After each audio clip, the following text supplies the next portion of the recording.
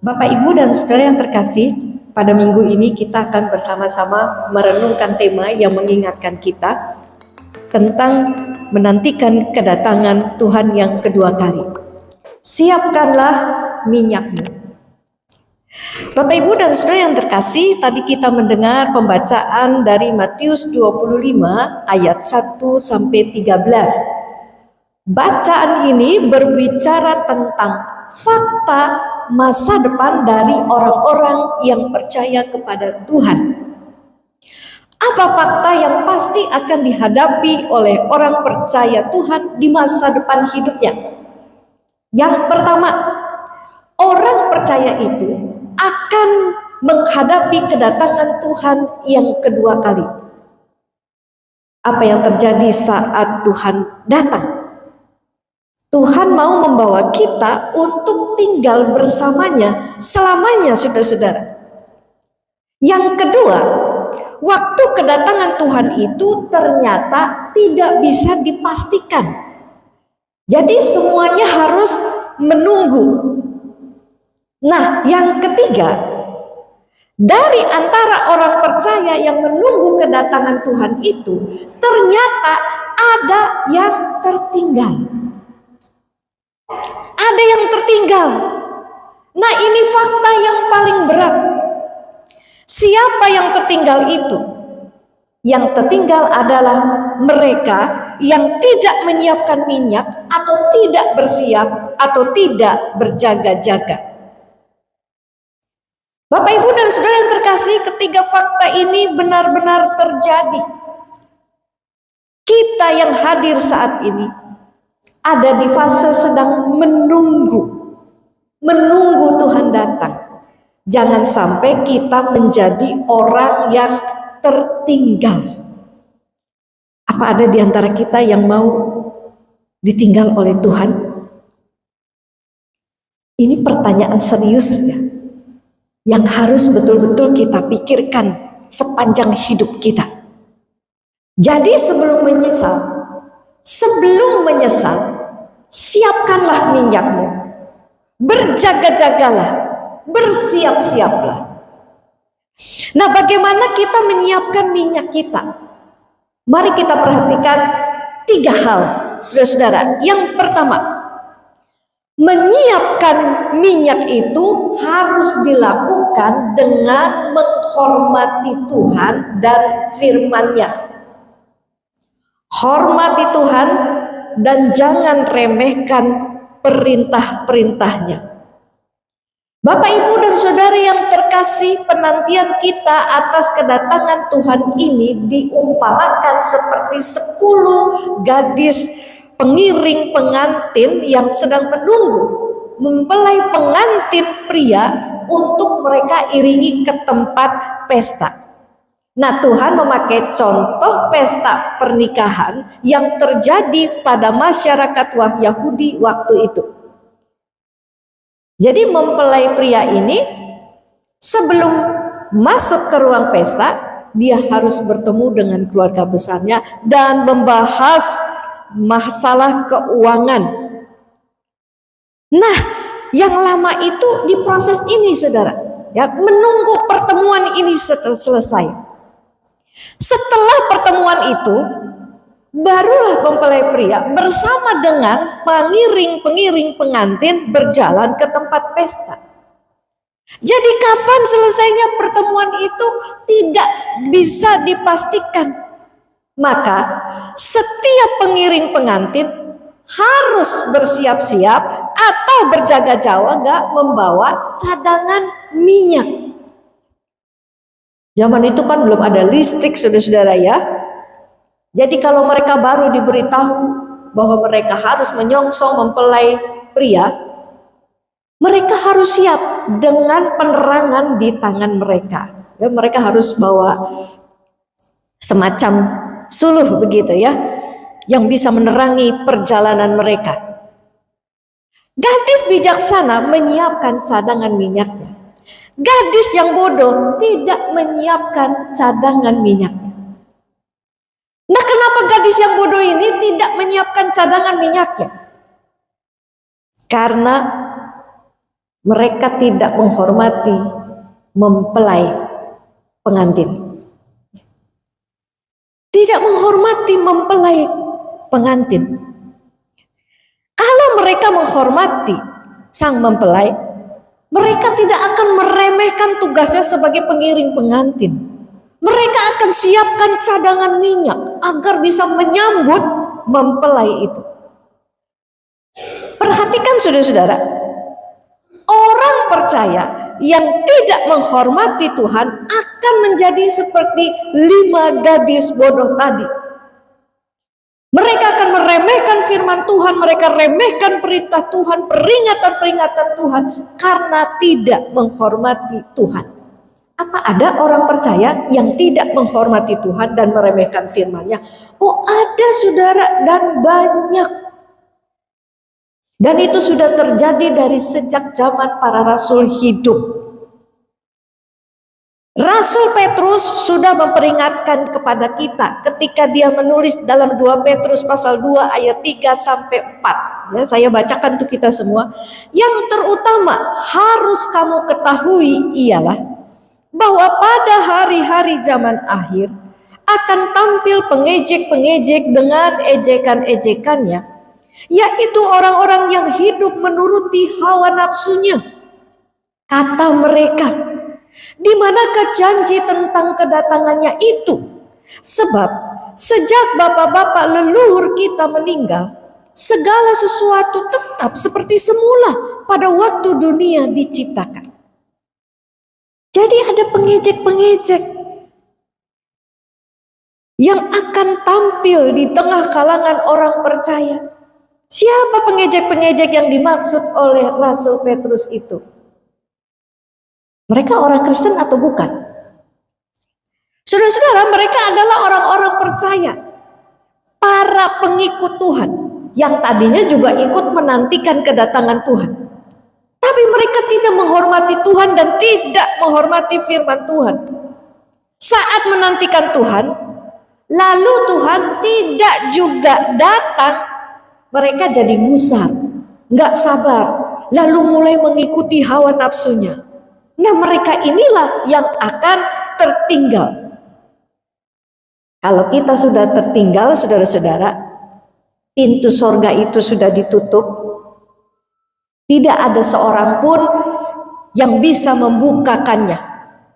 Kita gedor sekuat apapun, pintu itu tetap tidak akan terbuka. Karena hanya Tuhan saja yang bisa membukanya. Hanya Tuhan yang bisa menutup pintu sorga itu juga. Jadi saudara-saudara, hormatilah Tuhan, hormati firman-Nya.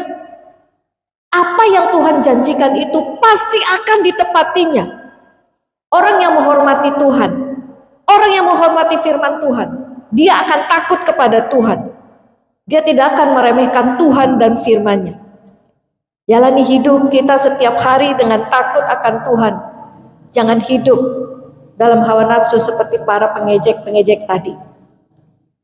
Banyak anak-anak muda sekarang ini ya, karena terbawa arus zaman ya.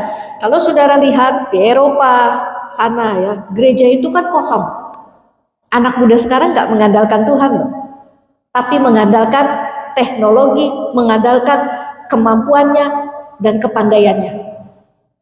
Gereja hanya diisi oleh orang-orang tua, para lansia yang ingin mendekatkan diri pada Tuhan. Itu pun jumlahnya segelintir saja.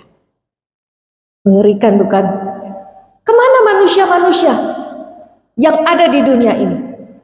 Banyak dari antara mereka berpikir, nanti saja cari Tuhan. Nanti saja, tidak perlu siapkan sekarang. Seperti 5 gadis bodoh, tidak perlu bersiap-siap. Akhirnya apa yang terjadi? Saat kita meremehkan Tuhan, meremehkan perintahnya, peringatannya, kita binasa karena tertinggal. Tidak ada waktu lagi untuk datang kepada Tuhan dan memperbaiki diri kita. Jadi saudara, mari kita terus menyiapkan minyak kita dengan terus belajar hidup menghormati Tuhan dan tidak meremehkan perintahnya. Yang kedua, bagaimana kita menyiapkan minyak kita. Kita dapat menyiapkan minyak itu dengan menjalankan tanggung jawab kita sebagai orang percaya. Nah, Bapak, Ibu, dan Saudara yang terkasih, 5 gadis bijak adalah orang-orang yang serius ketika menjalankan tanggung jawab mereka sebagai pengiring pengantin. Maka mereka pikirkan, ya, mereka persiapkan semua tugas mereka dengan serius dan teliti. Jadi mereka juga ketika melakukan tugas itu, mereka ingat untuk membawa cadangan minyak. Minyak itu kan kelihatannya sepele, ya, sepele saja minyak itu. Tapi gara-gara minyak, mereka bisa tertinggal. Kalau kita baca ayat-ayat berikutnya di dalam Matius 25 ayat 14 sampai 30, Tuhan Yesus juga memberikan perumpamaan tentang kedatangannya yang kedua kali. Di dalam perumpamaan itu disebutkan tentang hamba yang dipercaya untuk melipat gandakan talenta mereka. Nah, kepada hamba-hamba yang bisa melipat gandakan talentanya, yaitu mereka yang memandang serius tanggung jawab yang diberikan kepada mereka, Tuhan lalu berkata, "Baik sekali perbuatanmu itu, hai hambaku yang baik dan setia. Engkau telah setia dalam perkara kecil, aku akan memberikan kepadamu tanggung jawab dalam perkara besar. Masuklah dan turutlah dalam kebahagiaan Tuhanmu." Jadi yang bertanggung jawab, yang melakukan tugas dengan setia dan benar, merekalah yang akan ikut masuk dalam kebahagiaan bersama dengan Tuhan. Tapi hamba yang diberikan 1 talenta, dia tidak melipat gandakan talentanya. Talentanya itu malah dikubur. Nah, inilah hamba yang tidak menjalankan tanggung jawabnya dengan baik dan benar. Maka pintu sorga itu ditutup bagi hamba yang malas dan jahat, yang tidak mengerjakan tanggung jawab dari Tuhannya. Malah Tuhan berkata, "Dan campakkanlah hamba yang tidak berguna itu ke dalam kegelapan yang paling gelap. Di sanalah akan terdapat ratap dan kertak gigi." Orang Kristen yang tertinggal pada waktu kedatangan Tuhan, tempatnya itu sudah pasti loh saudara ya. Jadi ini tidak bisa main-main. Tempatnya di kegelapan yang paling gelap. Dan Tuhan mengatakan di situ cuma ada ratapan dan kertak gigi. Siapa yang meratap? Cuma orang menderita yang meratap. Siapa yang menggertakkan gigi? Cuma orang yang kesakitan yang menggertakkan gigi. Jadi sudah gelap tempatnya, penuh penderitaan dan kesakitan karena disiksa tiada henti. Sebab itu mari kita serius jalankan tanggung jawab kita dari Tuhan selama kita hidup di dunia ini menantikan kedatangan Tuhan. Yang ketiga, bagaimana kita menyiapkan minyak kita? Bapak, Ibu, dan Saudara yang terkasih, menyiapkan minyak itu bukan cuma dengan menghormati Tuhan dan melakukan tanggung jawab kita saja. Tapi kita juga harus pastikan bahwa diri kita ini dikenal oleh Tuhan. Orang boleh-boleh saja melaksanakan tugasnya dengan tanggung jawab dan serius, tapi ternyata Tuhan gak kenal dia. Ketika 5 gadis bodoh kembali dari membeli minyak, mereka mendapati kalau pintu sudah tertutup. Mereka berteriak, mereka memohon agar mempelai pria itu membukakan pintu. Tapi jawaban dari dalam mengatakan begini, "Aku berkata kepadamu, sesungguhnya aku tidak mengenal kamu." Apa artinya ketika mempelai pria itu berkata, "Aku tidak kenal kamu"? Ngeri sekali ya saudara kalau Tuhan yang mengatakan kata-kata ini kepada kita. Dan Tuhan pernah mengatakan hal yang serupa di dalam Matius 7 ayat 21 sampai 23. Bukan setiap orang yang berseru kepadaku, Tuhan, Tuhan akan masuk ke dalam kerajaan sorga, melainkan dia yang melakukan kehendak Bapakku yang di sorga. Pada hari terakhir banyak orang akan berseru kepadaku, Tuhan, Tuhan, bukankah kami bernubuat demi namamu dan mengusir setan demi namamu dan mengadakan banyak mujizat demi namamu juga? Pada waktu itulah aku akan berterus terang kepada mereka dan berkata, aku tidak pernah mengenal kamu. Nyahlah daripadaku, kamu sekalian pembuat kejahatan. Tuhan Yesus bukannya tidak tahu siapa mereka. Siapa mereka? Tuhan tahu. Tapi Tuhan tidak mengenali mereka sebagai muridnya. Dan Tuhan tidak mengakui mereka sebagai pengikutnya. Walaupun mereka ini ya saudara, secara lahiriah ya, terlihat di depan mata melakukan semua kegiatan rohani. Doa, ngusir setan, nubuat, hebat sekali, luar biasa ya. Kita aja nggak bisa loh nubuat, mengusir setan, menyembuhkan orang sakit.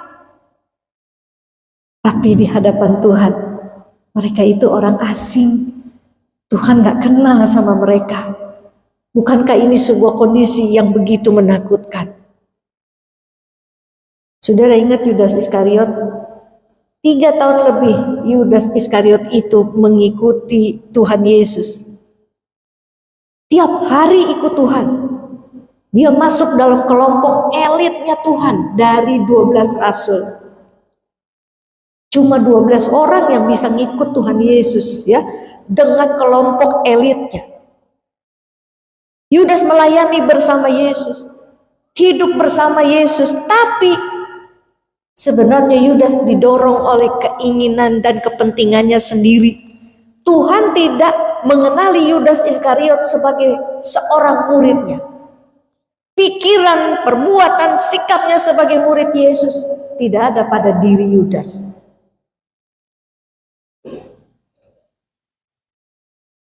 Kalau Tuhan tidak menemukan dalam pikiran kita, perbuatan kita, sifat karakter Tuhan di dalam diri kita, lalu Tuhan berkata, aku tidak kenal kamu. Bagaimana perasaan kita, saudara-saudara? Siapa orang yang dikenal oleh Tuhan itu? Mari kita lihat 1 Korintus 8 ayat yang ketiga. 1 Korintus 8 ayat yang ketiga. Kita baca sama-sama saudara-saudara. 1, 2, 3. Tetapi orang yang mengasihi Allah, ia dikenal oleh Allah. Hafalkan ayat ini ya saudara. Tetapi orang yang mengasihi Allah, ia dikenal oleh Allah. Jadi orang yang dikenal oleh Allah itu adalah orang yang mengasihi Allah. Orang yang mengasihi Allah itu menyerahkan pikirannya, perasaannya, keinginannya kepada pikiran, perasaan, dan keinginan Tuhan. Apa yang jadi kesenangan Tuhan, jadi kesenangan dirinya. Apa yang jadi pikiran Tuhan, itu juga jadi pikirannya. Hidupnya cuma untuk menyenangkan Tuhan, maka Tuhan pun mengenal dirinya karena dirinya mirip dengan Tuhan. Saudara tahu ini anak saya, kenalnya dari mana? Mirip mukanya sama saya, ya. Mirip dengan saya. Kita dikenal Tuhan karena kita mirip dengan Tuhan dalam segala sifat karakter kita, pikiran, dan sikap perbuatan kita. Bapak, Ibu, dan saudara yang terkasih, jangan sampai kita seperti orang-orang Farisi yang giat melaksanakan tugas tanggung jawab keagamaan mereka, tapi tidak dikenal oleh Tuhan. Nah, kalau orang Farisi saja yang rajin dalam ibadahnya, rajin ritualnya, rajin di bait Allah dan kehidupan sehari-harinya, mereka saja bisa tertinggal, apalagi kita yang malas melakukan tanggung jawab kita sebagai pengikut Tuhan. Baca Alkitab males, ya. Doa kalau lagi susah aja, kalau senang lupa sama Tuhan, ke gereja kalau inget iki dina apa ya? Oh iya, duda minggu klalen, kudu kebaktian klalen. Saudara-saudara, hari ini hari apa kita bisa lupa dan boleh lupa? Tapi Tuhan tidak pernah boleh kita lupakan. Amin. Jangan pernah lupakan Tuhan, saudara-saudara. Tuhan itu harus kita ingat setiap hari di dalam hidup kita. Kalau Tuhan selalu kita ingat, maka kita akan ingat ibadah kepada Tuhan. Kita ingat melakukan yang benar. Kita ingat jauhi kejahatan. Kita ingat kerjakan tugas dan tanggung jawab kita. Mari kita hormati Tuhan dan firman-Nya. Kita lakukan tanggung jawab kita sebagai murid Tuhan dengan setia dan rajin. Dan pastikan saudara-saudara, kita ini dikenal oleh Tuhan. Siapkan minyakmu. Tuhan menolong kita. Amin.